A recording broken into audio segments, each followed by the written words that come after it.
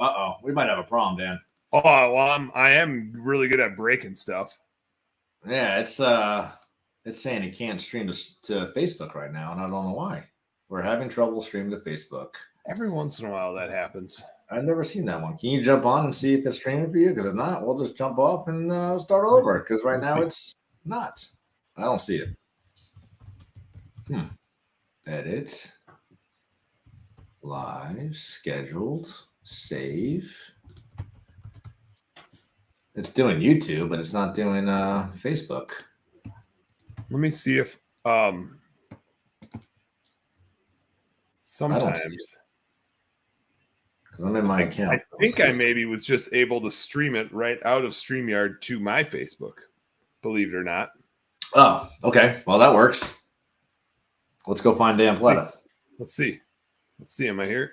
It says I'm live. There you are. I see you. Hey, look at us. There we are. How cool is that? What's up, Dan? Shit, we're making a show. That's right. We're making it happen. Like, life just threw a curveball, and you fixed it. You didn't even hesitate.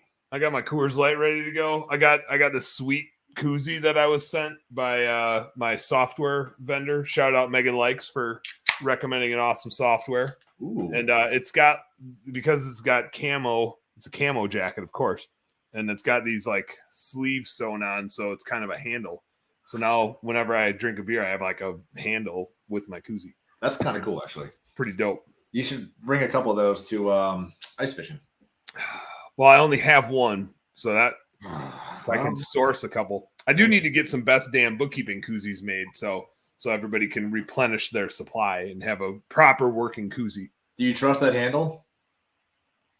No, I kind of feel like, when you get grocery bags, those paper grocery bags, and you're like, I'm using these handles, but I know 1 out of 50 times these puppies are going to snap and everything in here is going to go flying. Well, but I like to live on the edge, man. Yeah, especially in our house when we're packing like 4 bottles of glass wine in there, you hear clink, clink, clink, and you got to double bag it, of course, because, twice the bag's tensile strength, you're more likely to be successful. But yeah. Yep.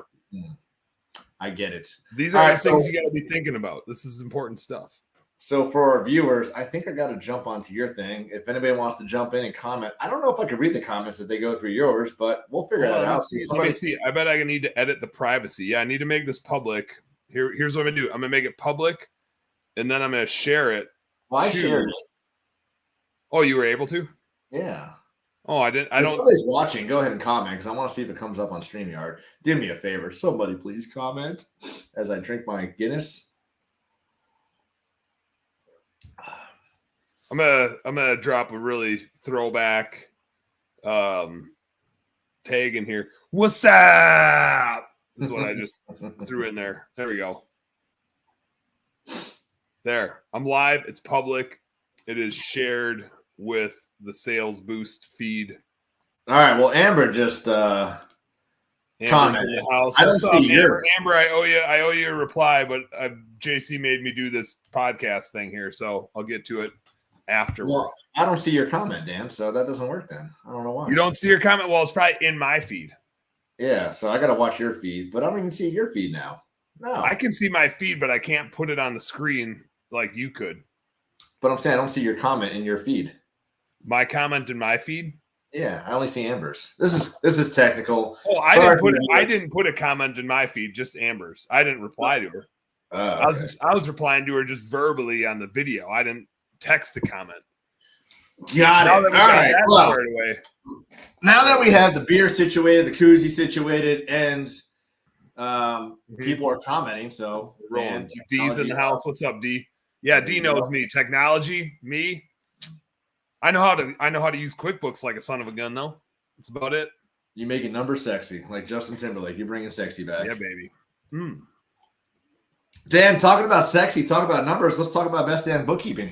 Let's do it. Love me some numbers. Not me. That's why I'm hiring you to do the numbers for me. I think that puts you in probably the 99.9% of not weirdos. Like there's the fraction of us weirdos that are like sweet numbers. And then there's everybody else that's like, hey, can anybody do these numbers for me so I don't have to? And you're in really good company there. I'm not in really good company. There's not a whole lot of weirdos like me. But you're in good company, JC.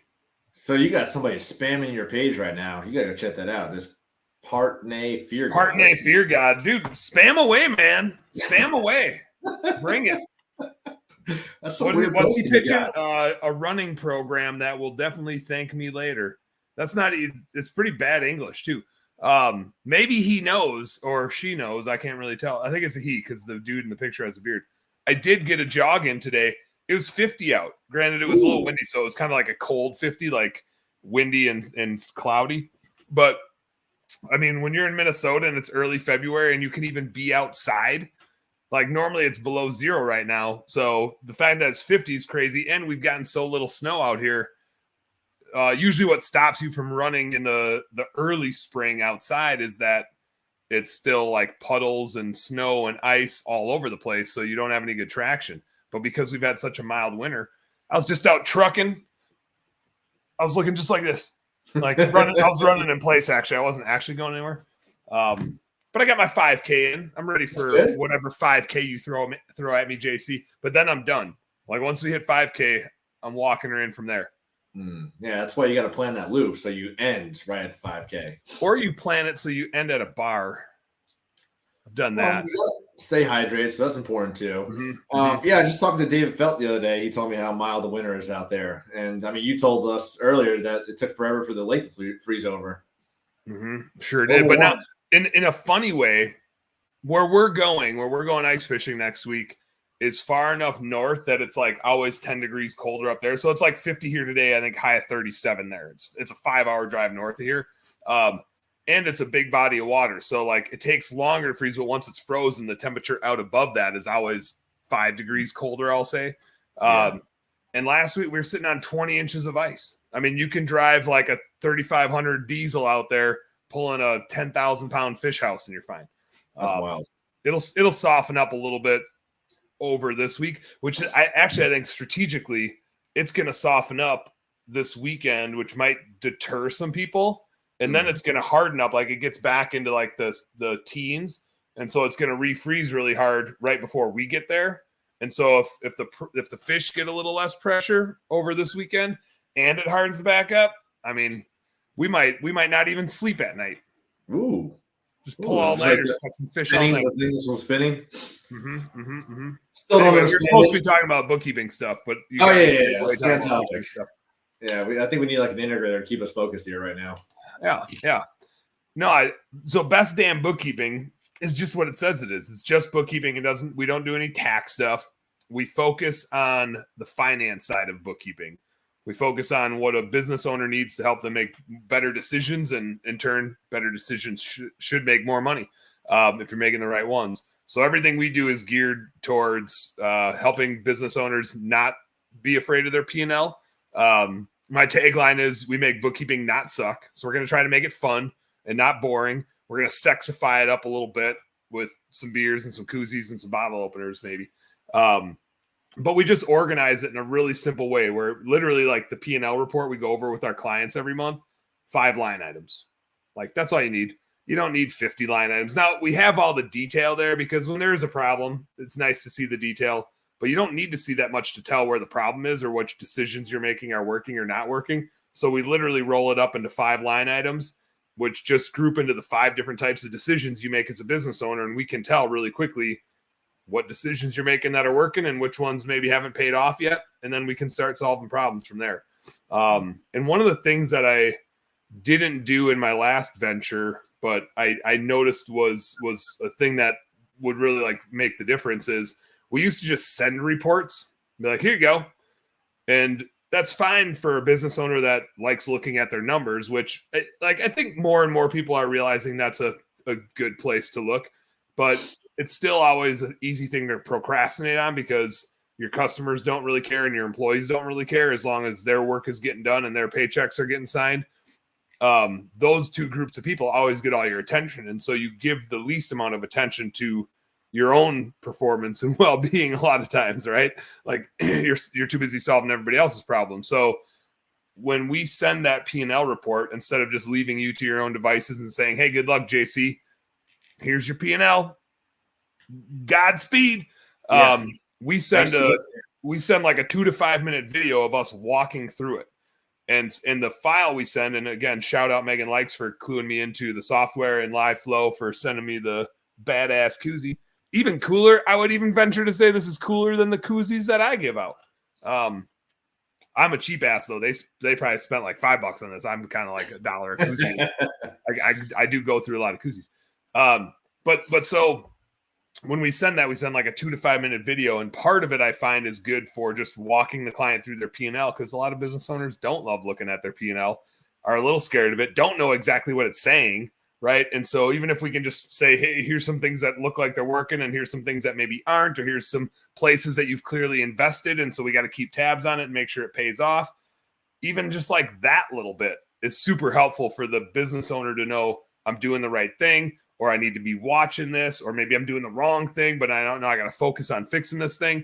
So it just really helps diagnose where the problem might be and how you go about solving it.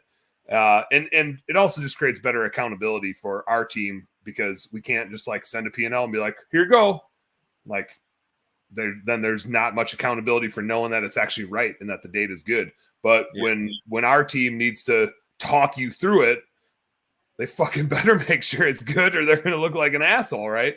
And so it's like it gives better accountability to us sending the data out, which is what we're all about. We want it to be good. We want it to be useful to the client. So having to explain it in a video is just good for everybody. It's a win-win.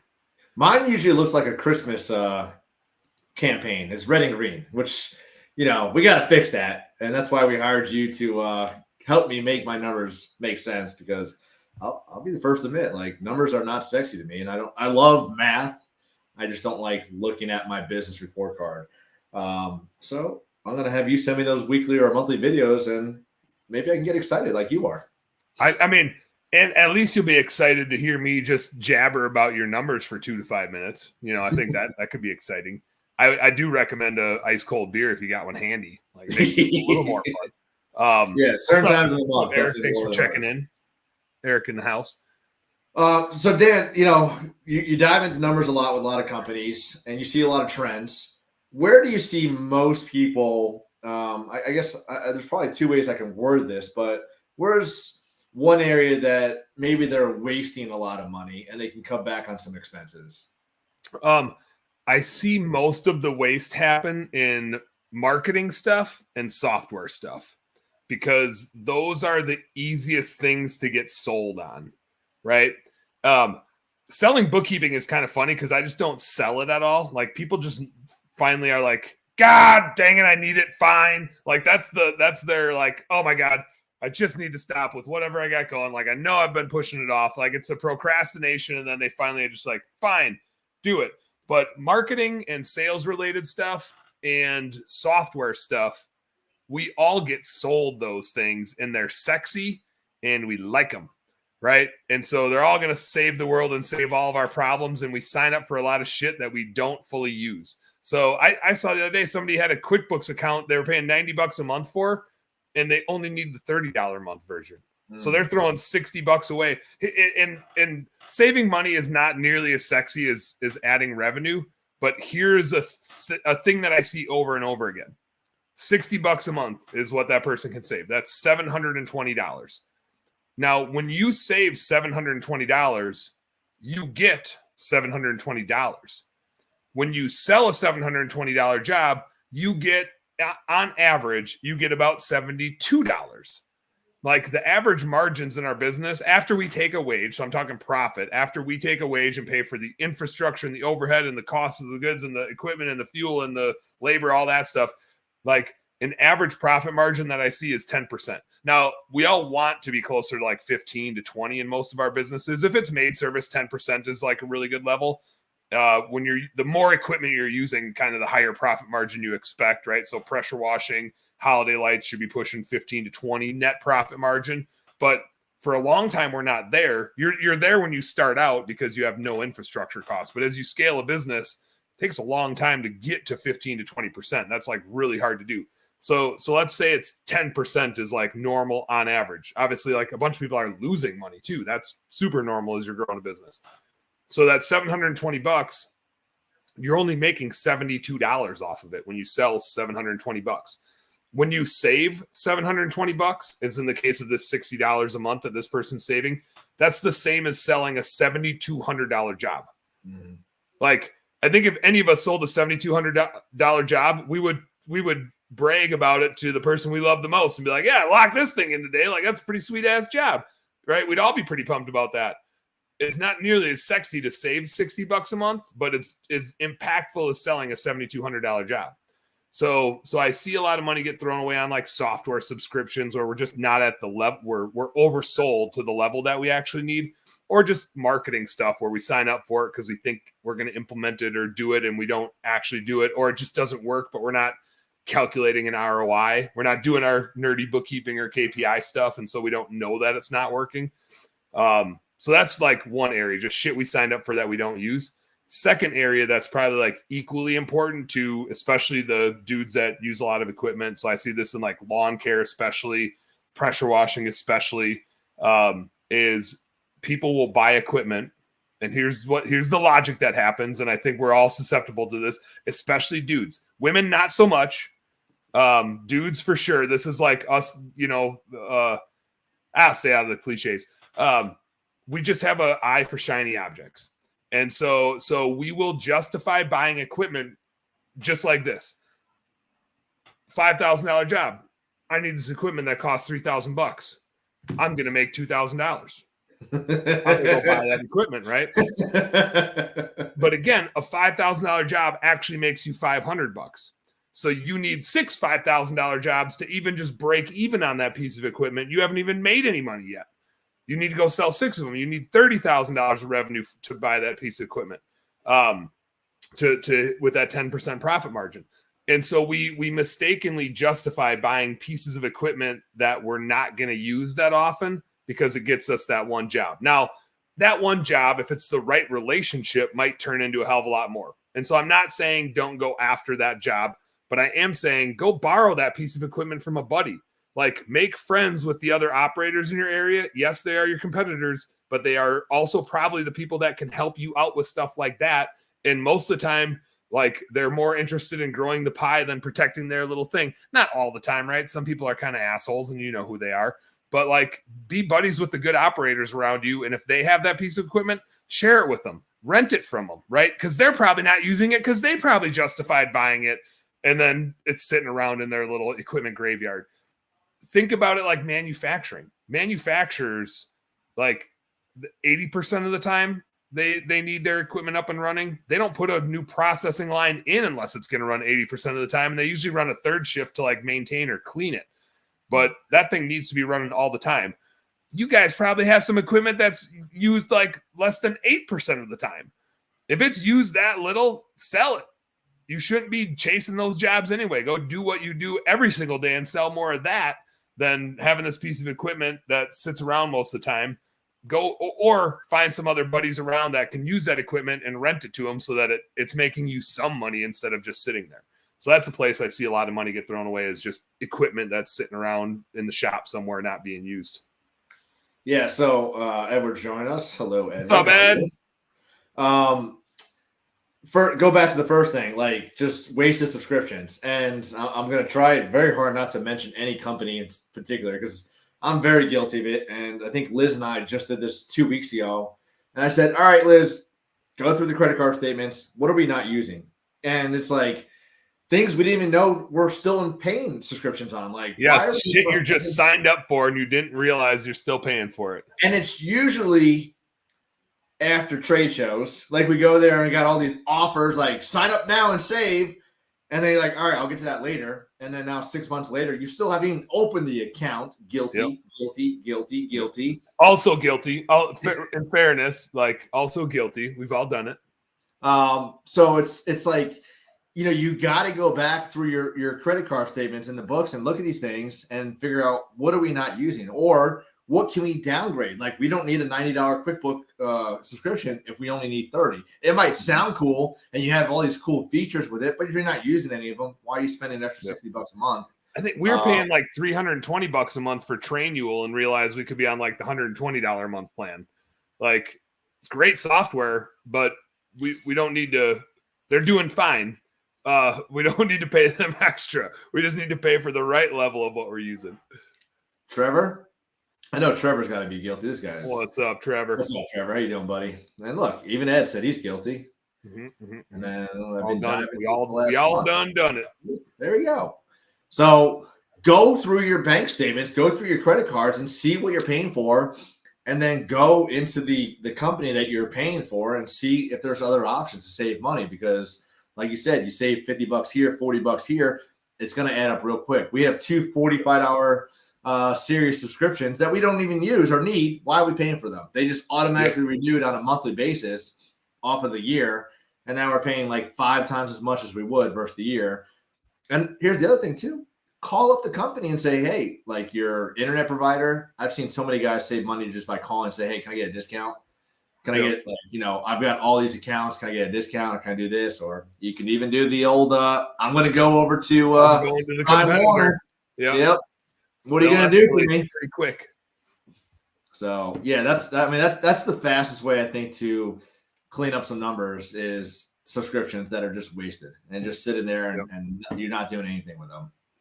Well, like I said, I mean, like, software companies and marketing companies get you to sign up for stuff because, like, their stuff is sexy. Mm-hmm. It's cool. It's going to solve all the world's problems. And so, like, it's not bad that you sign up for stuff. Just make sure you're using it, or you got to ditch it. Yeah, I'm going to get 500 reviews by signing up for this review software when we could just do it internally and it's free. Yep. There's a lot of that. Yeah, and I'm not dogging review softwares. No. I think they're great, and especially for the price. It's why it's sexy. $75 for reviews to come in.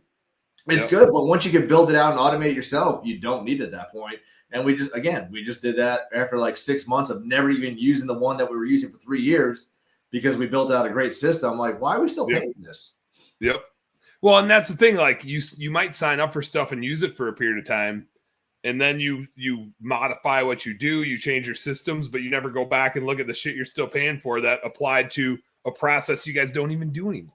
Mm-hmm. And that's just a natural evolution of business, but we don't go back often enough and look at that stuff. And like I said, $50 a month here, $60 a month there. It's the same as selling like $5,000 and $10,000 jobs. Like, it's so meaningful to your bank account. It's just not as sexy as a big sale.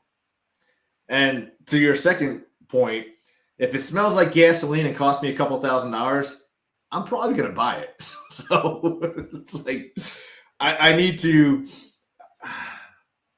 I will say I've never bought a gutter vac system, which is probably, I always say, like the most resold piece of equipment I see in the gutter cleaning Christmas light industry or pressure washing industry.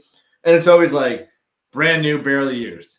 And it comes up like every month, like somebody's selling. I'm like, why does everybody buy this $3,000 vacuum that nobody uses? It seems like a great idea. Yeah. So yeah, I'm definitely guilty for that. What's Zig saying? Zig's probably an ice bath type. I was paying for a review system for over a year. Yeah, there you go. See, maximize on what you're already paying for before you spend your dollars on something else that's not needed. Yep. So, well, good stuff. Any what about? We talked about expenses. Where do you see, like, what stages of a company have you seen mainly like labor just getting out of control? Is it like the growth stage, or just not even looking at the books and just not watching what the guys are doing? So I'll get into this more at Sales Boost. Hashtag get your ass to Sales Boost, because the presentation I'm going to do, and I'm going to do this presentation a lot coming up because I think, especially with what the economy's doing, I think it's important to talk about. But one of the and this is actually Angela's favorite presentation of mine, is my Purgatories presentation, because everybody loves to talk. And I mean, we're going to a sales conference, right? So we love to talk about the growth and the objectives and growing a bigger business, but it's too easy to skip over the pain points. And that's, we don't get stuck when things are great. We get stuck when things suck. And knowing what the problem is and how to solve it really helps us like reduce the time period that sucks, but you're going to go through it. It's going to suck for a while, and that's totally fine. It just sucks worse when you don't see it coming. And so when labor is the worst, changes as you grow. Labor is always the worst. Like scaling and like the shittiness of growing a business is always the worst when you're going from 1 trucks to 2 trucks. And it's kind of bad going to 3 trucks. But the reason it's bad from 1 truck to 2 trucks is because you probably haven't been paying yourself enough for the labor that you're doing when you're on the first truck. And all of a sudden, you have a bunch of labor out in the field that's not you, and you don't get that paycheck anymore, but you never were taking that paycheck. And so you didn't actually know how much it costs. So you might have not priced correctly for a growing business. You may be priced because you're like, oh, it only takes me 3 hours to do this, so I'll just charge $300, and there I'm making $100 an hour. I'm rich, right? It's like you're hardly paying for all the equipment that you bought that you probably shouldn't have bought, right? But your math was wrong. You were looking at your cost at that time and trying to build up to a price. You should always price based on what the market is willing to pay, and then make sure that covers all your costs. You should never price based on what your costs actually are, because your costs are going to change over time. There's a reason why big established companies charge what they do. They have a whole lot of shit to pay for to have that established reputation, but they also know what people are willing to pay. They've spent years and years and years figuring out what the value is of that service. So undercutting them doesn't help you. It just means you are building a business that doesn't pay for itself and doesn't pay you to be both an operator and an owner. So usually like your expenses are the best right when you start out. And they're actually like, you probably make the most money when it's you and a helper in terms of like percentage wise. But people conflate that and saying, oh, I'm so profitable, right? You can be like 50% profitable at that level after paying for just the fuel and the helper and like the little bit of marketing you need to do that. It feels like you're 50% profit margin. You're maybe doing 200,000 a year in revenue and you're making $100,000. The problem is that $100,000 is like not enough to grow the business with. And now you grow it to 300 to 400,000. And by the time you hire the people to do that, you probably start renting an office space. Now you need different softwares. Now you need more marketing to grow all that. And all of a sudden there's no money left for you. Like the business model is different, and the number of expenses that you have to run that business gets a lot different. And so that's usually the most painful part for people is their logic is, I'm doing 200,000 a year in sales right now, and I made $100,000. I'm going to do 400,000 in sales, and I'm going to make $200,000, right?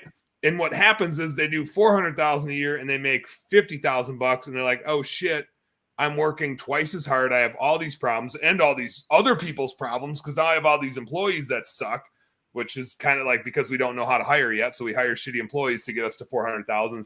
Not always, but a thing that happens.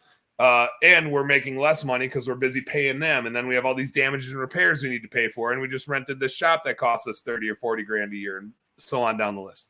So I think that one's pretty painful. Another one we hit, and I'll go through all this stuff at Sales Boost when I'm up razzle dazzling. I'll still be drinking a beer while I'm up there, but it'll be like this just in person with me spitting on you. Looking down upon us. Yeah, there's another purgatory in there where it's like you go from kind of like 2 or 3 trucks to maybe 4 or 5 trucks, depending on what you're out there doing. When you're kind of like, I need an ops manager purgatory, and you're adding some layers in. I think the $1 million level is one of the most painful levels. And it's a funny threshold because everybody's like, I want to grow to $1 million. Everybody that you know that's at $1 million is like, fuck. Yep. Like, I really thought this would look a lot different. Like you have all of the problems, but you're not big enough to hire the right ops manager. Like there's not enough money to hire somebody for 150 grand that can come in and run your company. That's you, but you don't really have enough money to pay yourself 150 grand either. Like by the time the profit usually gets used in reinvesting in equipment and growth, and you're having to try marketing things that you haven't tried to keep pushing the needle higher. And you waste a lot of money on marketing that doesn't work because the marketing that got you to $1 million you've exhausted those things in a lot of cases. And frankly, you start to forget about boots on the ground stuff. You start getting used to paying for marketing instead of doing the yard signs and the door hangers. That happened to us. I've seen that happen to a lot of other $1 million businesses.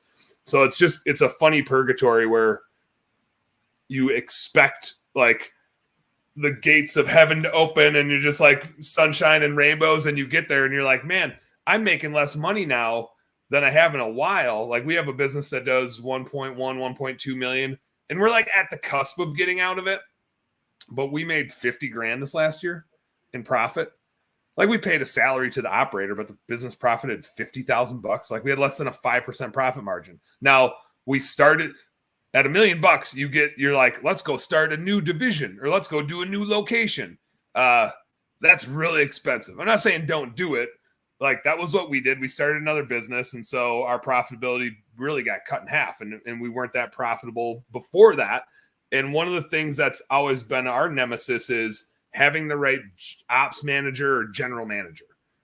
We have a great production manager that can like run the stuff out in the field, but somebody to like oversee the day-to-day stuff, because my business partner that runs it, like he's doing sales related stuff, right? And he's starting a new division. And so he's doing entrepreneurial stuff, but it's been hard to find like an office manager or general manager that can kind of run the day-to-day. Look at that. Came out of nowhere.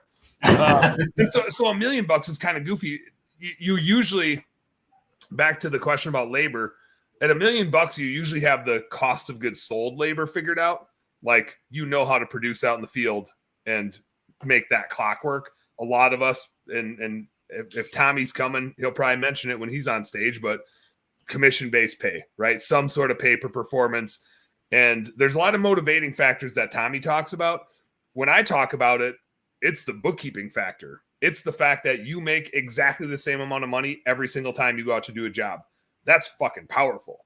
When you make the right amount of money every time, you know exactly how much you're going to make and exactly how much you have to invest in growing your business. Like solving that unknown is really important. The unknown that kicks your ass at $1 million is the administrative unknown.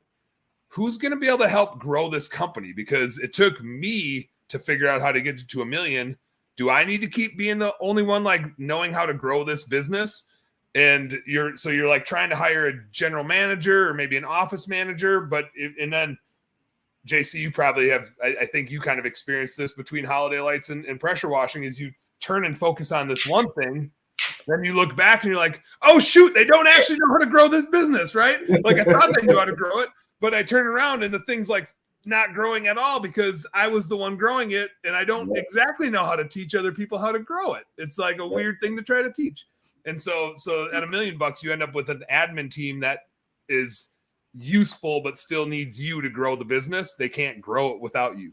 And that can be kind of frustrating too, because you feel like you made it and then you're like, shit, I'm still the hamster on the wheel. Just I have a different job than I used to have. And now, and I have more problems because I've got an office manager and an ops manager and a general manager and a marketing person and a this and a that. Like now I have all these things to keep track of. And it's just a bunch more problems, but we're not making any more money. We're just doing a lot more work. So it's a tricky one. Dan, you just convinced me. I'm just going to fire everybody and start working for myself again. That was what I was trying to do. That was what I was trying to convince you of. Yeah, and I'm just having a bunch more money in no time. It is kind of funny though, because I'm having this conversation with a lot more of our bookkeeping clients of like, here's where I want to get to. And we talked about this on Home Service Happy Hour not too long ago, is like goal setting and what you're really trying to accomplish. Yeah. So many times we establish a goal and it's like, I want to hit $1 million. But we don't have a great reason for wanting to hit it other than we're conditioned to believe that we're supposed to grow our revenue and that somehow that is going to solve some problem that we haven't identified yet, but it's a problem.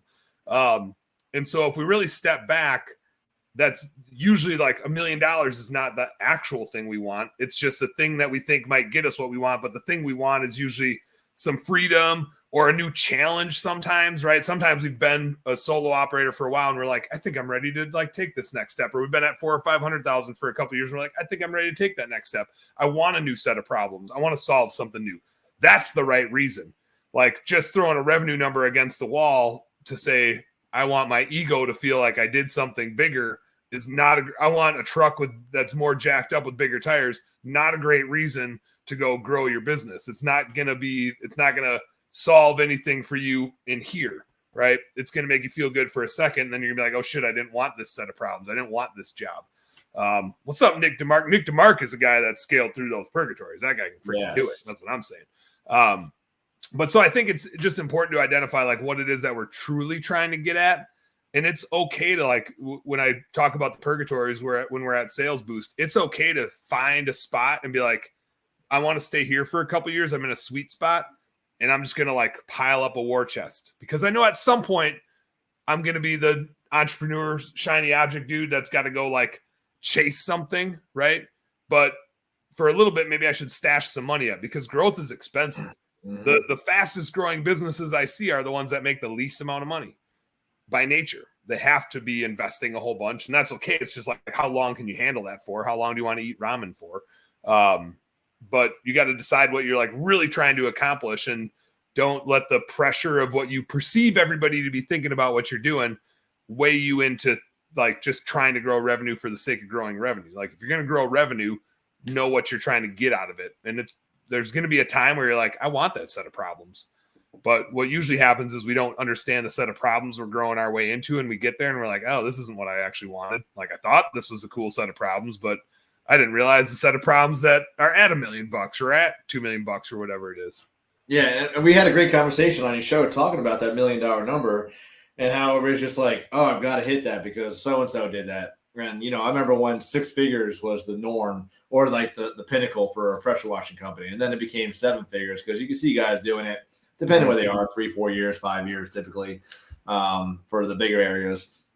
I've done it twice, Dan. I've done it with both my companies combined, and I did it recently with the Patriot. And it's not as glorious as, we thought it was going to be. I get them like, all right, whoa, now what? Like, I was doing it for the wrong reasons because I wanted to say I did 7 figures in my companies. Then I wanted to do 7 figures in a company. But this year I want to dial it back because the pain getting through it and the reward at the end for me wasn't worth it because I was spending more time, which is one thing I wanted to, invest more time in myself, not the company. So I was there working more. Yeah. And like you said, the numbers just didn't align to what we thought it would be. So. And part of it is it eventually will, right? It's just expensive to get there. But the other part of it that I like to reflect on is the same reason why so many of us exercise the way we do. We don't exercise to try to hit a certain echelon, right? We're not like, I'm going to go for this. We build it into our lifestyle. We're like, I'm going to get up every morning and I'm going to do this. For me, it's like midday. I have an hour and 15 minutes broken out in the middle of the day every day to get a workout in. I don't always get it in, but it's always blocked off, right? And so I'll say 4 out of 5 days out of the week, I'm getting a good workout in. And my goal isn't that I need to hit some math, like I'm going to be this ripped or I'm going to be this BMI or this, like, no. My goal is that I don't want to gain a bunch of weight while I'm drinking all this damn beer. But it's like something sustainable that I can keep doing and keep doing and keep doing. And I think in our businesses, we fall into the trap of throwing this massive thing out there. And it's fine. It's great to set goals. I'm not saying don't set goals, but I am saying build like a sustainable lifestyle that meets you where you're at. Yeah. And is enjoyable and you can have fun. So many people forget to enjoy the damn journey. It's like we get to do this once, right? So we kill ourselves for a short period of time, and it's fine to do that. Just like know what you signed up for when you do it, right? And I think it's hard to know what you're getting yourself into a lot of times, and that's fine. But don't like get so obsessed with $1 million or whatever, like you said, that you forget why the hell you were trying to do it in the first place. Yeah, it's not about the $1 million. It's about something more than that, and just try. Right. And I'm not saying don't go for $1 million because I think everybody should if they want to, but make sure it's for the right reasons that align with your vision for your company.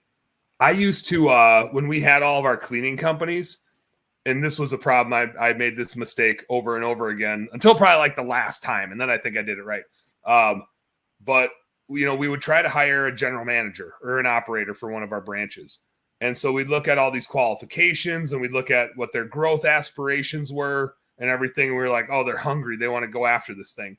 And we'd hire them and they'd fall on their face. Because they were so concerned about this, like, I want it, like an ego related thing, right? I want this. The last time that I hired a general manager, I made really clear, I'm not going to pay you anymore.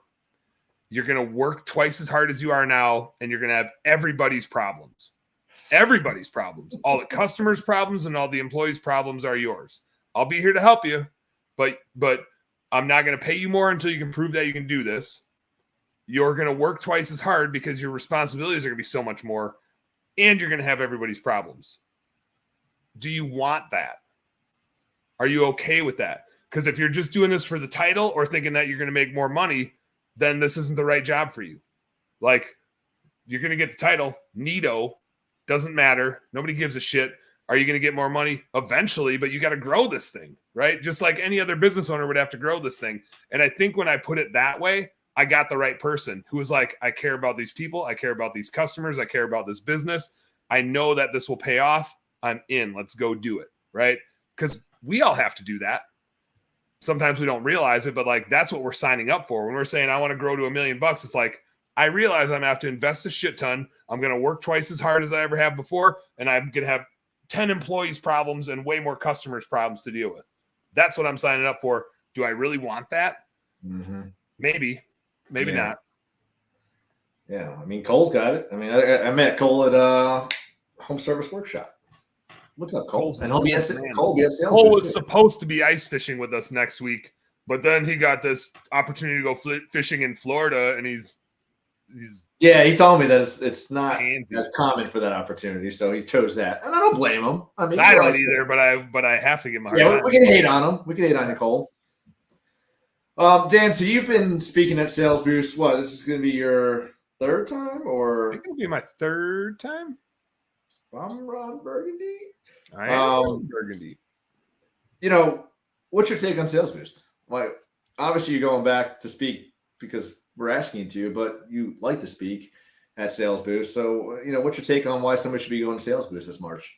So one thing that is attractive to me about Sales Boost is that it's not industry specific. I think there's too many conventions that are like, here's the industry that we target. And all of us are doing the same thing, whether you're sealing garage floors, whether you're mowing lawns, doing landscaping stuff, cleaning pools, cleaning windows, whatever the case is, our businesses. And I see it on the bookkeeping side. It's hilarious, right? I did books for a realtor. A realtor's business is the exact same as ours. His average job size is just a little bit bigger, but he has an office person and he's out running appointments and he has marketing software and he has an office location that he rents, right? It's all the same freaking thing. Like if you're out performing a service, it gets a little different when you're like manufacturing goods, right? Then the business model gets a little trickier, a little different. But if you're performing a service, the business model is the same. The marketing measurements that you need to do are the same. The way you tell if you're winning or losing from a bookkeeping perspective is the same. And so I love Sales Boost in that it like transcends all these industries and can bring us all together so we can focus on what we're really trying to focus on, which is we want to grow our businesses, right? And there's so much, there's so many times I talk to like a window cleaning person and I'm just like, oh, I wish you would give like 2 friggin' seconds to talk to a home cleaning person, because people in home cleaning have solved this and have known this forever, right? You're just talking to window cleaning people, so you can't possibly like know that this solution exists and it's out there and everybody else knows it. You just are talking to your little world.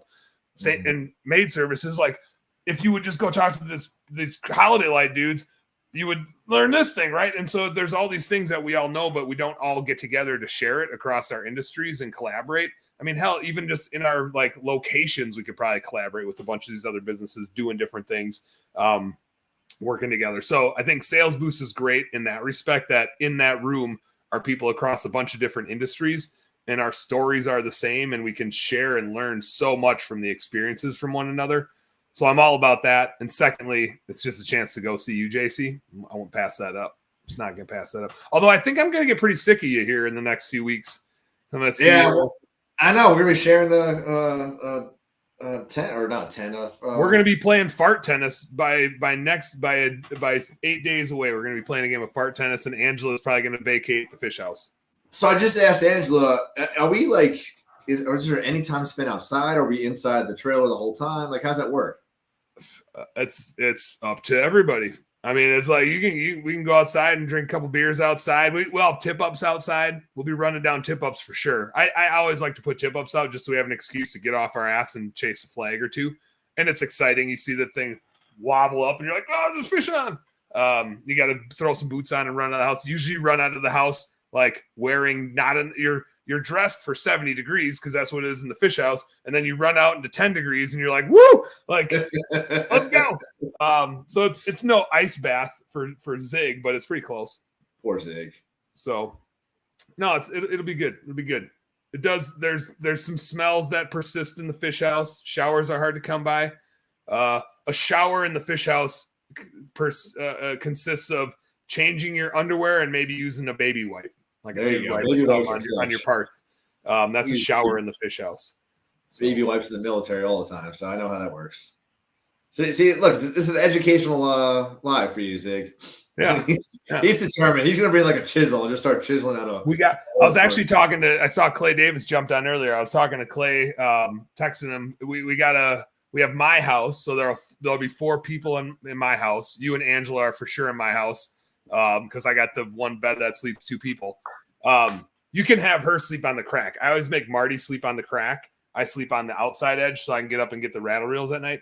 And then somebody will sleep above you. Somebody will sleep up in the bow.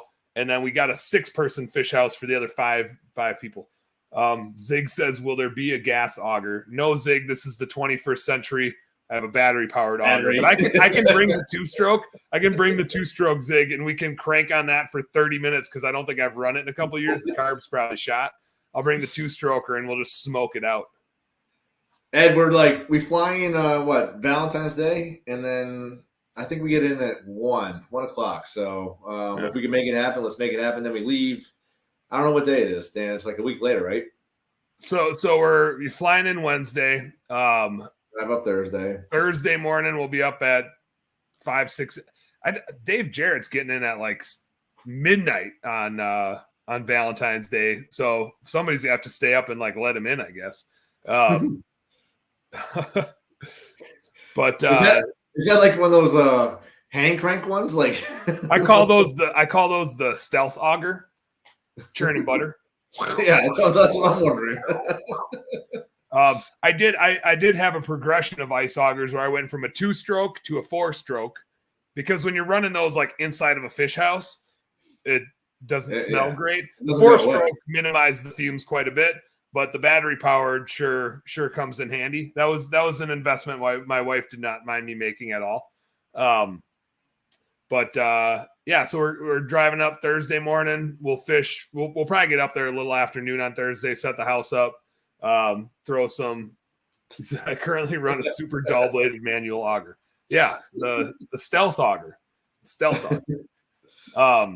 That's a good workout though, Zig. Like that's probably why you're in good shape. It's because you do stupid shit like that instead of cheating. But it does make me want to bust the 2-stroke out off of the wall and just like smoke it up a little bit. Just like you don't up there because like there will be 5,000 other fish houses on this lake or more. It's like a 10 mile by 10 mile area. Everybody like the $400 auger is nothing compared to the $70,000 fish house that the dude has, right? Like my fish house is a modest, has hail damage on it because I bought it that way. Because who gives a shit? Like it's a fish house, right? But I mean, some of those fish houses that you see, you'd be like, until your heater goes out in the middle of the night. I mean, I fixed it. It's 7 years old. I fixed it. And I have backup parts now. I have a backup switch for a few different things. We're good to go. He's not going to leave. Zig is not going to leave until he's in the water. If you're game for it, Zig, just don't drown or anything. Actually, that'd probably be a bad idea because then somebody's going to drive over it and that would be bad because there's people going all over the place out there. So we might have to bail on the cold tub plan. Oh, that might be the end of your cold tub run, Zig. That might be the end of it for you. We'll see. Well, we can just pour water on him while he's laid on the ice. That counts. Yeah. We'll bring a plastic tub up there somehow. I don't know. We'll figure it out. But yeah. So excited. We're heading up Thursday, fishing Thursday, Friday, Saturday, coming back Sunday, flying out Monday. Ed, let's see if we can make it happen. Let's get in touch and talk to Angela and let's get some coffee or something. Do something. There you go. Do you know what time you guys fly out Monday? I think it's later in the afternoon. I thought it was earlier, but I think it's later. You might be able to catch him Monday. Let me look. It's almost check-in time. It's getting close to that month. 6 days away. It's getting here fast. I still need to get my my booties, my little whatchamacallits. You got to get some slippers. Yeah, I was actually going to text all you guys like 1 o'clock. What's that? 1 p.m. I fly out. Okay, Mike, you guys might be able to catch Ed Monday morning. Yeah. Although Ed is like an hour. Ed's up in Monticello. Ed's probably like an hour and 15 from me. Might be a meet in the middle situation. But yeah, you got to get some slippers and good sweats. That's like prime fish house living. Love it. We've got a surprise what we're bringing out there, so I'm excited. Ooh. All right, Dan. This hour flew. I appreciate you. Appreciate you talking about Sales Boost. Look forward to hearing you speak at Sales Boost. SalesBoostLive.com. If you haven't got your tickets yet, I'm not just saying this because I want to say it, but the room blocks. I hope you got your. Well, you're staying with Rob, so I'm in. Yeah, Rob got me a room, so I'm good. Well, did Rob get a room? Because I don't know if I even saw his name on the list. So you might want to give it Rob to see if he got a room. Oh no, you know what? I got the room. Rob told me he was going to get a room, and then when I was on booking flights, I was like, Rob, did you get the room already? He's like, no. So I think he duped me into me getting the room. Oh, there you go. let me know if you don't see my name, but now that you mentioned it, I'm pretty sure I paid for the room. Well, we need to line on and expense that and edit that to his P&L. We'll have Rob pay for the fish fries next week. There we go. All right, Dan, I appreciate you. We'll see you in 6-7 days. Hell yeah. And for our viewers, they'll see you at Sales Boost in March at Wilmington, North Carolina, March 20th to 23rd. Oh, yeah. Here, I'll double cheers to you, buddy. You're double doing it. Take care. See ya.